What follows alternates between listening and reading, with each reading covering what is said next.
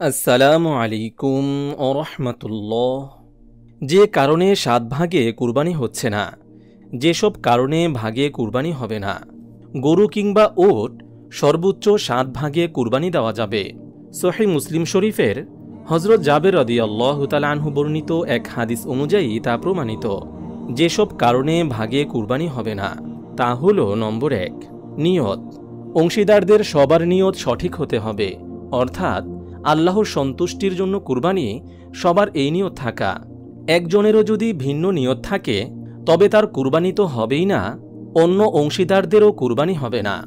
নম্বর ২, হালাল উপার্জন।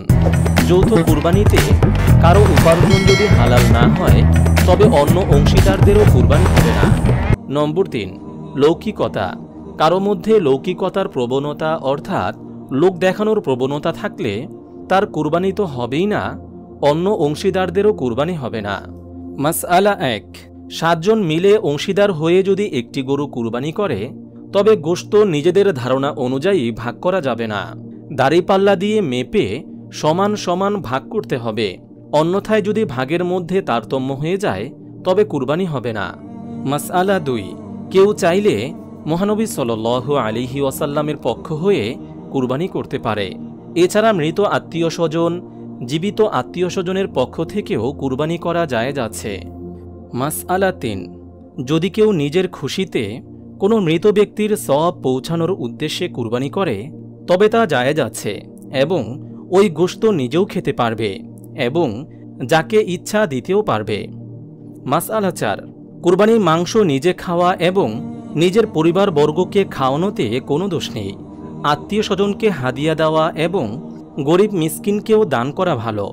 কুরবানির মাংস ভাগের সর্বোত্তম পন্থা হল ৩ ভাগ করে ১ ভাগ গরিবদের দান করা, ১ ভাগ আত্মীয়দের দেওয়া ও ১ ভাগ নিজে রাখা। যদি কেউ এর চেয়েও কম বা বেশি করে তাতে গুনাহ হবে না। মাসআলা ৫, কুরবানির পশু জবাইকারী ও মাংস প্রস্তুতকারীর পারিশ্রমিক আলাদাভাবে দিতে হবে। কুরবানির মাংস, চামড়া, মাথা বা পা দিয়ে এর বিনিময় দেওয়া যাবে না। মাসআলা ৬, যদি গরু কেনার আগে ৭ জন অংশীদার হয়ে সবাই মিলে কেনে তবে তা উত্তম। আর যদি কেউ একা একটি গরু কুরবানির জন্য কেনে এবং মনে মনে ইচ্ছা রাখে যে পরে আরও লোক শরিক করে তাদের সঙ্গে মিলে কুরবানি করবে তবে সেটাও জায়েজ আছে।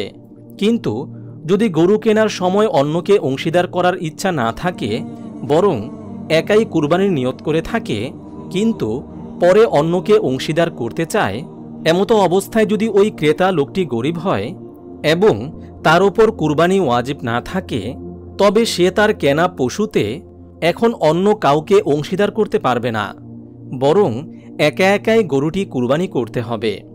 আর যদি ওই ক্রেতা সম্পদশালী হয় এবং তার ওপর কুরবানি ওয়াজিব হয়ে থাকে তবে ইচ্ছা করলে পরে অন্য অংশীদার নিতে পারবে।